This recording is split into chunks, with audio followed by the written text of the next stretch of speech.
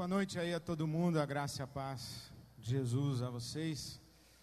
Esse ano nós começamos aqui na IBAB, especialmente a nossa juventude, nós começamos estudando o livro do Eclesiastes, o livro mais indigesto da Bíblia Sagrada, o livro que eu chamei de o livro mais mal-humorado da Bíblia.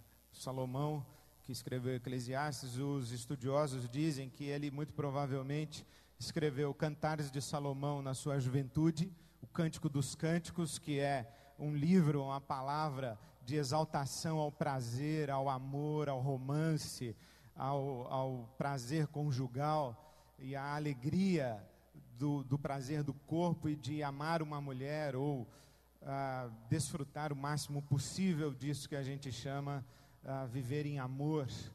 Ele escreveu o livro dos Provérbios na meia-idade, quando ele era um camarada preocupado em fazer a vida funcionar. Ele estava querendo empreender e fazer sucesso, ele queria ser grande, e ele compilou a sabedoria universal no livro de Provérbios, de como é que se vive de uma maneira adequada, e ele escreveu o livro do Eclesiastes, ou Corelê. Ele escreveu esse livro do Eclesiastes já na velhice, quando ele, já em idade avançada, chegou a um ponto de desencantamento, de desilusão, um ponto de abandono da esperança, ou quase de um grande cinismo diante da vida.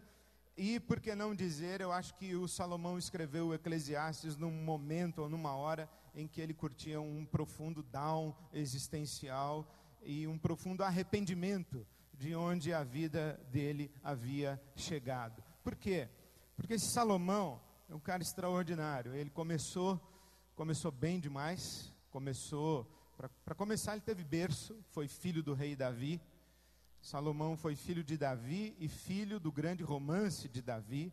Estranhamente, a Bíblia tem essas histórias, né? Davi teve uma amante chamada Batseba, matou o marido dela para ficar com ela, e o primeiro filho de Davi com Batseba morreu por uma questão de uma disciplina ou de um peso da mão de Deus na vida daquela criança e na vida do próprio rei Davi. Mas depois, Davi teve com Batseba um outro filho chamado Salomão, e é justamente o filho Salomão que Davi tem com o grande amor da sua vida, que é Batseba, é que vai herdar o reino de Davi. Davi, você sabe, foi o homem segundo o coração de Deus, o homem mais extraordinário da Bíblia Sagrada, e o homem que deu o tom para a entrada de Jesus no cenário da história da humanidade, porque Jesus entra em Jerusalém aclamado como filho de Davi, e Jesus recebe glórias e hosanas ao filho de Davi. Davi é o cara mais extraordinário da Bíblia Sagrada, o homem segundo o coração de Deus, e Salomão é o filho de Davi. Salomão assume o reino de Israel, e nunca na história de Israel o reino foi tão próspero, foi tão abençoado, foi tão rico, foi tão bendito entre todas as nações, e nunca houve um homem tão bem sucedido na sua vida como Salomão. Salomão, se ele fosse vivo, e se ele vivesse nos nossos dias, e se ele fosse cristão, por exemplo, Salomão, ele certamente frequentaria as nossas celebrações, e ele estaria aí no meio de vocês, ou no meio de nós, levantando a mão ao céu e dando glórias a Deus. Ele seria um cara muito piedoso, ele seria um cara de oração, ele seria um cara dadivoso, generoso, ele investiria na vida de muita gente, teria algumas coisas boas com ele. Salomão, se ele fosse vivo hoje, ele certamente dirigiria uma Ferrari, ele certamente seria prêmio Nobel de alguma coisa. O Salomão, se ele tivesse vivo hoje, ia estar catando a Angelina Jolie ou coisa parecida. Salomão, se ele fosse vivo hoje, o Steve Jobs ia pagar pau para ele. O Salomão, se ele fosse vivo hoje, ia ser dono do passe do Neymar e do Ganso, e do Lucas também. O Salomão, se fosse vivo hoje, ia ser dono do Barça. O Salomão, se ele fosse vivo hoje, o Salomão ia ser capa da Exame, capa da Caras, ele ia estar no castelo de Caras cuspindo no castelo de Caras, porque ele ia ter o mundo a seus pés, ele ia ter mais popularidade que o Obama, ele seria mais aclamado do que o Lula, ele teria mais influência no Twitter do que o Rafinha Bastos. Se o Salomão fosse vivo hoje, bom, ele seria o cara. O Salomão seria o cara. Mas se o Salomão fosse vivo hoje, também, ele teria catado todas as mulheres que ele pudesse catar, porque ele catou 700 oficialmente e 300 em atividade extracurricular. Ele teve 1000 mulheres, Salomão. Ele seria provavelmente presidente da maior potência mundial, e ele investiria a grana do império dele em armamento militar, em energia nuclear, em armas nucleares. Ele estaria certamente comandando uma invasão ao Iraque, ao Afeganistão, ele estaria invadindo tudo que ele pudesse. Se o Salomão fosse vivo hoje, ele ia ser trilhardário, ele ia ser o dono do dinheiro do mundo, ia estar comprometido com todas as forças e potências econômicas do nosso mundo. Interessante que na Bíblia Sagrada Deus diz assim que o rei de Israel não poderia acumular cavalos, leia-se exércitos, mulheres, leia-se mulheres, e dinheiro, ouro, cavalos, ouro e mulheres. O Salomão, ele teve 1000 mulheres, ele teve o exército mais poderoso de toda a história de Israel, e nunca o reino de Israel foi tão rico quanto no tempo de Salomão. Se Salomão fosse vivo hoje, ele se esqueceria de Deus. Se Salomão fosse vivo hoje, ele teria ido passar o carnaval em Salvador, ele teria ido na apoteose da saída do Ileaê, ele teria tomado um banho de água de um pai de santo qualquer em Salvador, ele teria buscado a bênção desse pai de santo, ele teria sacrificado alguma coisa para Iemanjá, para Exu ou para qualquer caboclo lá, ele teria lavado a escadaria do Bonfim, ele teria fitinha do Bonfim no pulso, ele frequentaria os terreiros, ele iria nas festas de Iemanjá, e eu não tenho a menor dúvida de que se Salomão fosse vivo hoje, na velhice dele, ele ia incorporar espíritos e ia dar uma de Chico Xavier. Isso explica o capítulo 11 do primeiro livro dos Reis na sua Bíblia Sagrada. Você se lembra que Salomão, quando ele começa a vida dele, e ele assume o trono no lugar do pai dele, ele tem um encontro com Deus, e Deus diz a ele: peça para mim o que você quiser e eu vou te dar. E Salomão pede sabedoria, e por isso ele é identificado como o homem mais sábio da história da Bíblia Sagrada. E ele começa muito bem, mas a Bíblia Sagrada vai dizer que Salomão, ele tem tantas mulheres, e as mulheres que ele teve perverteram o coração dele, e ele se afastou do Deus de Israel, e ele construiu altares e postes ídolos e terreiros. Digamos, se fosse hoje, Salomão teria sido o maior empreendedor de centros espíritas e terreiros de macumba e de feitiçaria do nosso país. Salomão teria enchido essa nação de ídolos e demônios e teria se curvado diante de todos eles, inclusive teria incorporado alguns. É assim que termina a vida de Salomão, mas o último ato é um ato em que Deus está diante dele e faz questão de dizer que o balão mais inflado da Bíblia Sagrada foi murchado pelo alfinete do céu.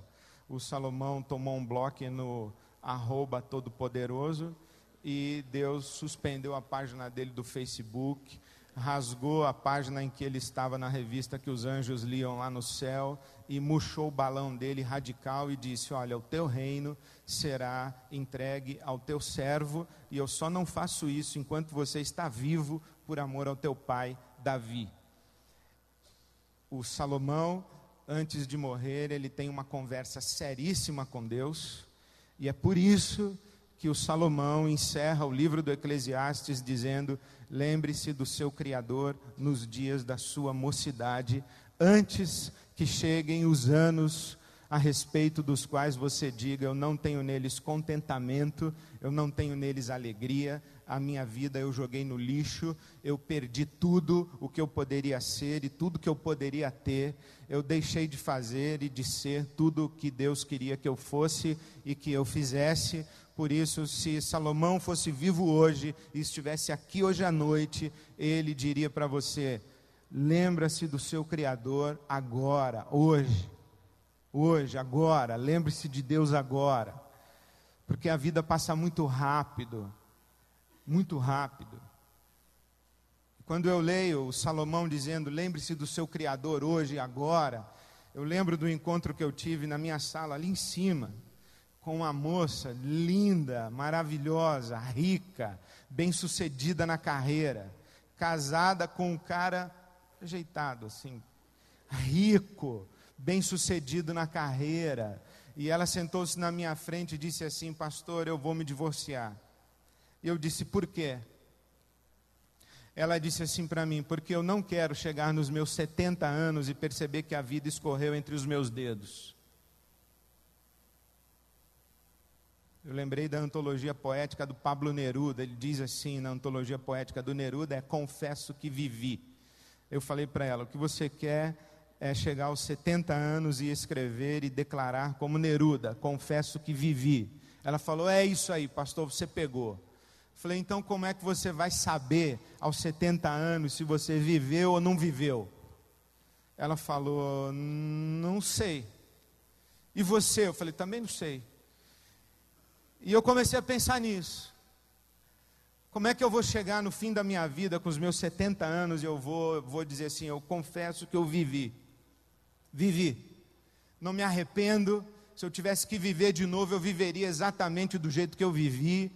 Eu vou chegar no fim da minha vida, e eu tenho certeza que eu não vou ouvir Deus dizer para mim: Ed, você perdeu, você ganhou o mundo todo, mas você perdeu a sua alma, perdeu a sua vida. A vida para você é um vazio, e você sabe que é um vazio. Como é que eu vivo de tal maneira que quando eu chegar em 70 anos, nos meus 70 anos, que aliás eu espero que sejam 170, do jeito que a medicina vai, quando eu chegar bem velhinho mesmo, que eu diga assim: eu vivi, eu aproveitei a vida que Deus me deu, eu vivi. E eu cheguei à conclusão que no último dia, no tribunal da sua consciência, você vai ter que responder 4 perguntas. Eu vou terminar com elas. 4 perguntas. Você sabe que eu sempre pensei assim, que as pessoas quando morressem, elas morriam assim, ó. Mas não, as pessoas morrem assim, ó. É um movimento de inspirar, aí não solta mais. Morreu.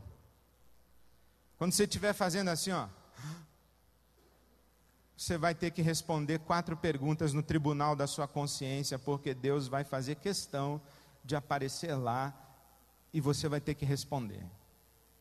As 4 perguntas que eu acho que Deus vai fazer para a gente nesse tribunal da nossa consciência, para a gente chegar à conclusão se viveu ou não viveu.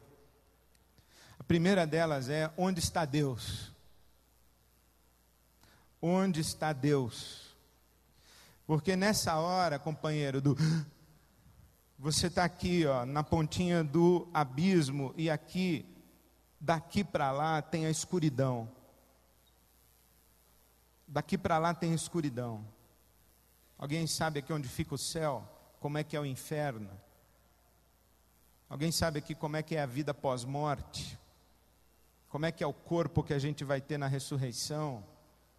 Se o céu vai ser mesmo essa chatice de ter que ficar em volta do trono cantando santo, santo, santo, santo. Alguém sabe como é que é esse negócio?